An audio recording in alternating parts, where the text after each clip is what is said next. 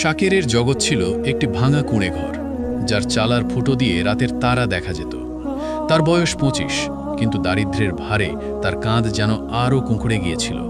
তার পেশা ছিল দিন মজুরি, কখনো ইট টানা, কখনো অন্যের জমিতে কাজ করা। কাজ পেলে সেদিন চুলায় আগুন জ্বলে, না পেলে উপোস।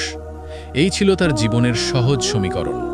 কিন্তু শাকেরের সবচেয়ে বড় সম্পদ ছিল তার ঈমান। তার কাছে দারিদ্র্য ছিল আল্লাহর পক্ষ থেকে এক পরীক্ষা, আর এই পরীক্ষায় ধৈর্যশীল থাকাই ছিল তার ইবাদত। যখন পেটে ক্ষুধা, তখন সে আকাশের দিকে তাকিয়ে বলতো, আলহামদুলিল্লাহ, হে আল্লাহ, তুমিই তো রিজিক দাতা, তুমি যা দাও তাতেই আমি সন্তুষ্ট।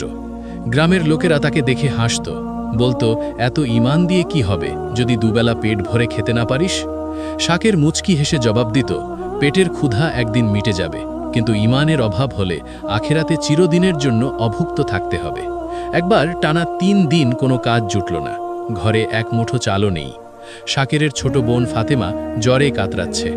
বোনের জন্য সামান্য পথ্য কেনার সামর্থ্যও তার নেই। এই চরম মুহূর্তে শয়তান তার মনে কুমন্ত্রণা দিতে শুরু করল। কেন তুমি এত কষ্ট করবে? কেন তুমি আল্লাহর কাছে চাইবে না যে তিনি তোমাকে ধনী করে দিন? তোমার এই ইবাদত কি বৃথা নয়? শাকের দ্রুত উঠে অজু করল। তার মনে পড়ল, আল্লাহ কুরআনে বলেছেন, তোমরা ধৈর্য ও সালাতের মাধ্যমে সাহায্য প্রার্থনা করো, আর নিশ্চয়ই তা বিনয়ী ছাড়া অন্যদের জন্য কঠিন। সূরা বাকারা 2:45। সে জায়নামাজে দাঁড়িয়ে গেল। সালাতে এসে আল্লাহর কাছে কোনো ধন সম্পদ চাইল না, চাইল শুধু সবর বা ধৈর্য এবং তার বোনের সুস্থতা। সালাত শেষে তার মন এক অদ্ভুত শান্তিতে ভরে গেল। সে বিশ্বাস করল, আল্লাহ তাকে দেখছেন এবং এই পরীক্ষার একটি উত্তম প্রতিদান অবশ্যই দেবেন। এই বিশ্বাসই ছিল তার ঈমানের আলো। পরের দিন সকালে শাকের একটি নির্মাণস্থলে কাজ পেল। সারাদিন হাড় ভাঙা খাটুনির পর সে তার মজুরি পেল 50 টাকা। এই টাকা দিয়ে সে বোনের জন্য ওষুধ ও সামান্য খাবার কিনতে পারত। কিন্তু বাড়ি ফেরার পথে সে দেখল এক বৃদ্ধা মহিলা রাস্তার পাশে বসে কাঁদছেন। তার ঝুড়ি থেকে সবজি পড়ে গেছে এবং তিনি তা কুড়িয়ে নিতে পারছেন না। শাকের এক মুহূর্তও দেরি না করে বৃদ্ধার সবজি কুড়িয়ে দিল।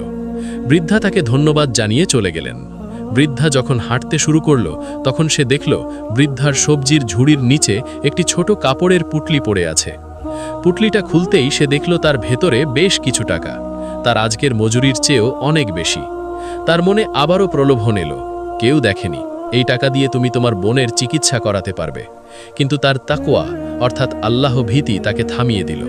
সে ভাবল, আল্লাহ আমাকে দেখছেন, এই টাকা আমার নয়।